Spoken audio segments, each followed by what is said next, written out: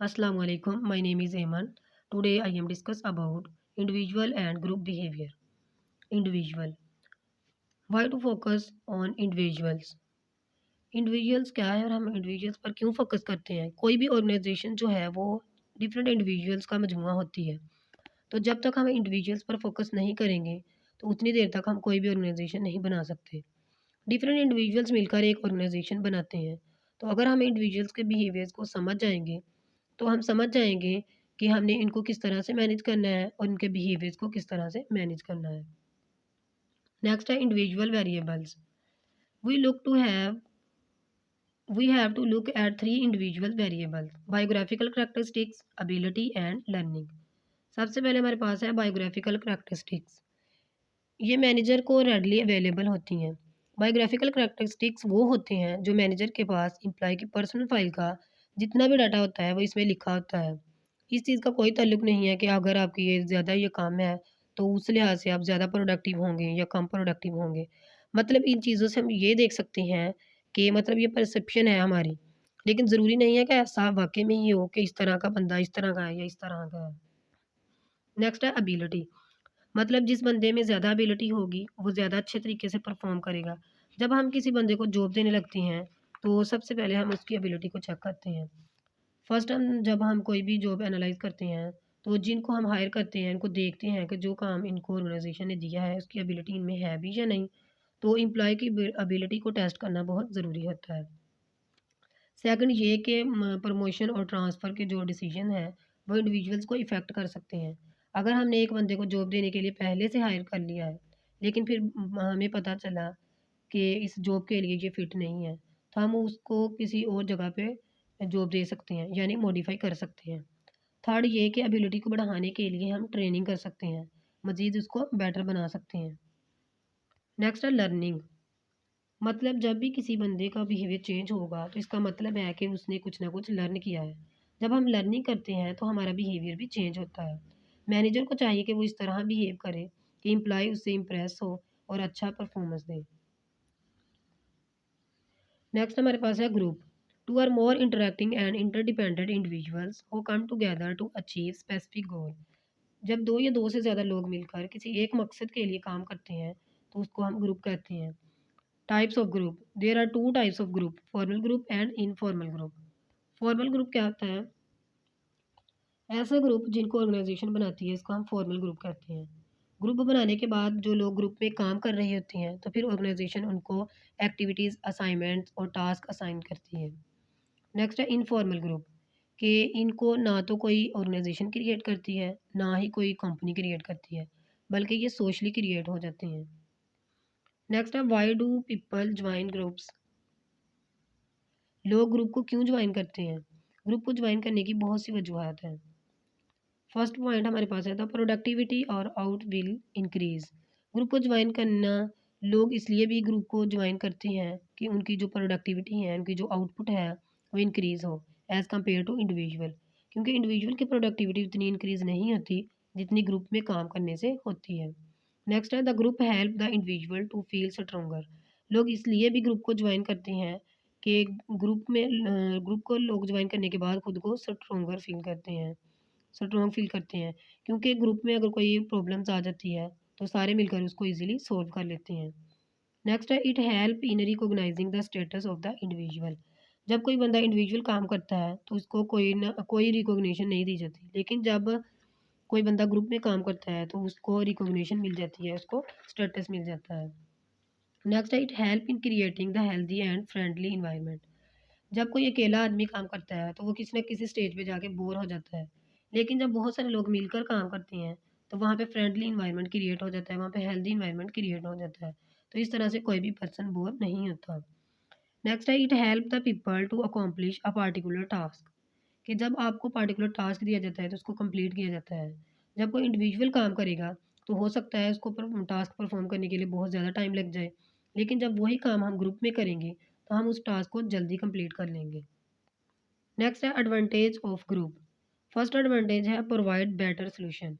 जब हम ग्रुप में काम करेंगे तो हमारे बेटर सोल्यूशन आएंगे। क्योंकि ग्रुप में हर कोई राय देगा कि हम इस सोल्यूशन को अडॉप्ट कर लेते हैं, हम इस सोल्यूशन को अडॉप्ट कर लेते हैं। तो उन सोल्यूशन में जो सबसे ज़्यादा बेटर होगा हम उसको चूज़ करेंगे। सेकंड एडवांटेज है जनरेट मोर अल्टरनेटिव्स। जितने ज़्यादा लोग हमारे पास होंगे उतने ज़्यादा हमारे पास अल्टरनेटिव्स अवेलेबल होंगे। थर्ड एडवांटेज है इंक्रीज एक्सेप्टेंस। जब आप किसी एक बेटर सोल्यूशन को सिलेक्ट कर लेंगे तो हर बंदा उस सोल्यूशन को एक्सेप्ट करता है फिर। फोर एडवांटेज हमारे पास है इंक्रीज द वर्क एफिशिएंसी। जब हम किसी ग्रुप को ज्वाइन कर लेते हैं तो हमारी प्रोडक्टिविटी इंक्रीज हो जाती है, हमारी परफॉर्मेंस जो है वो इंक्रीज हो जाती है। नेक्स्ट है डिसएडवांटेज ऑफ ग्रुप।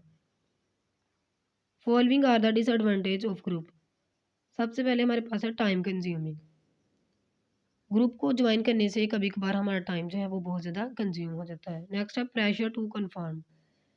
ग्रुप में कभी कभी बहुत ज़्यादा वर्कलोड आ जाता है, बहुत ज़्यादा प्रेशर आ जाता है, तो ये भी एक डिसएडवांटेज है। नेक्स्ट है एम्बिशियस रिस्पॉन्सिबिलिटी। सम टाइम आप जब ग्रुप में काम कर रहे होते हैं तो जब कोई नया टास्क आता है तो उसमें हर कोई कहता है कि तुमने ये काम करना है, तुमने ये करना है, तो किसी को भी सही तरीके से अपने काम के बारे में पता नहीं चलता। नेक्स्ट है पीपल विल वेस्ट टाइम। जब बहुत ज़्यादा लोग मिलकर काम करते हैं तो हम ठीक तरीके से काम नहीं कर पाते और ऐसे बहुत ज़्यादा लोगों का नुकसान हो जाता है। नेक्स्ट है what is a team. Team क्या है?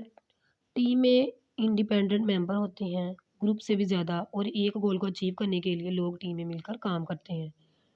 टीम में लोग इस तरह से काम करते हैं कि वो कंप्लीटली अपने रोल्स के साथ कॉम्पिटिटिव होते हैं। एलिमेंट्स हमारे पास हैं टीम के। फर्स्ट है full commitment by members to a goal and mission. इसमें जो लोग होते हैं वो कंप्लीटली अपने रोल्स के साथ कमेंटेटिव होते हैं। नेक्स्ट है इंटरडिपेंडेंट। इसमें लोग टीम में लोग एक दूसरे पर इंटरडिपेंडेंट होते हैं। नेक्स्ट है म्यूचुअल अकाउंटेबिलिटी। अगर कोई भी इसमें कोई अगर टीम में कोई प्रॉब्लम आ जाती है तो सब मेंबर्स मिलकर उसको सॉल्व कर लेते हैं। नेक्स्ट है शेयर लीडरशिप। टीम में लीडरशिप जो होती है वो शेयर्ड होती है। Trust and a collaborative culture. Team में ट्रस्ट बहुत ज़्यादा होता है, कोलैबोरेशन जो होती है वो बहुत ज़्यादा होती है। नेक्स्ट है अचीवमेंट ऑफ सिनर्जी। मतलब अगर ज़्यादा लोग होंगे तो ज़्यादा लोग होंगे तो ज़्यादा बेहतर तरीके से वो काम को परफॉर्म करेंगे। नेक्स्ट हमारे पास है types of team. Problem solving है, सेल्फ मैनेज्ड है, वर्चुअल है एंड क्रॉस फंक्शनल। सबसे पहले है problem solving team. Problem solving team हमारे पास सबसे ज़्यादा बेसिक टीम होती है। इसमें क्या है कि जब भी ऑर्गेनाइजेशन के अंदर कोई भी पार्टिकुलर डिपार्टमेंट बनाए जाते हैं, इस डिपार्टमेंट के अंदर क्योंकि पूरा चेन है, सबका सेम फंक्शन है। जैसे सेल डिपार्टमेंट है, सेल डिपार्टमेंट का अल्टीमेट गोल है कि मैं कैसे अपनी सेल को ग्रो करूँ। उसमें क्या है जितने भी इंडिविजुअल्स हैं, सबके रोल्स डिफाइन हैं। उनको पता है कि उनका अल्टीमेट गोल क्या है और वो सारे के सारे पार्टिकुलर फंक्शंस के रिस्पॉन्सिबल होते हैं। तो ये सारे फंक्शनल टीम में आ जाते हैं। फॉर एग्ज़ाम्पल एक ऑर्गेनाइजेशन है, तो ऑर्गेनाइजेशन ने सेल डिपार्टमेंट को टारगेट दिया कि मुझे नेक्स्ट क्वार्टर के अंदर 35% सेल का इंक्रीमेंट चाहिए ही चाहिए। तो जो टॉप मैनेजर होगा वो अपने से नीचे वालों को टारगेट प्रोवाइड करेगा जो उसके पास क्वार्टरली टारगेट आया है। वो क्वार्टरली टारगेट को मंथली में कन्वर्ट कर दे। बड़ा मैनेजर जो छोटे मैनेजर को और छोटा अपने से छोटे नीचे वालों को डेली देना या वीकली देना टारगेट स्टार्ट कर देगा। नेक्स्ट है cross functional team. Cross functional team में प्रॉब्लम सॉल्विंग या फंक्शनल टीम में क्या होता था कि हमें एक डिपार्टमेंट की बात कर रहे होते थे, लेकिन क्रॉस फंक्शनल टीम में एक डिपार्टमेंट से ज़्यादा यानी दो या दो से ज़्यादा डिपार्टमेंट आपस में या इंडिविजुअली आपस में काम करते हैं एक कॉमन गोल्स को अचीव करने के लिए या कॉमन प्रोजेक्ट को अचीव करने के लिए। तो ये हमारे पास क्रॉस फंक्शनल टीम में आ जाता है। फॉर एग्जांपल सपोज करो कि आपका टॉप मैनेजर आया और उसने कहा कि मुझे कंपनी की प्रॉफिटेबिलिटी को इंक्रीज़ करना है। अब प्रॉफिट को बढ़ाने के कई तरीके हैं। या तो मैं अपनी प्रोडक्शन कॉस्ट को कम कर दूँ या अपनी सेल बढ़ा दूँ, ये सारी चीज़ें। तो इसके लिए मेरे अलग-अलग डिपार्टमेंट्स हैं। अब अलग-अलग डिपार्टमेंट्स ने कैसे काम करना है कि प्रोडक्शन ने काम किया कि प्रोडक्शन कॉस्ट ऑफ प्रोडक्शन को नीचे लेकर जाऊँ। वहीं सेल डिपार्टमेंट ने काम किया कि मैं कैसे इन सेल्स को इंक्रीज़ करूँ। तो कंट्रोल डिपार्टमेंट ढूँढेगा कि मैं कैसे ऑप्टिमाइज़ेशन लेकर आऊँ और मेरी जो भी इन्वेस्टमेंट हो रही है उसको कैसे बचाया जाए।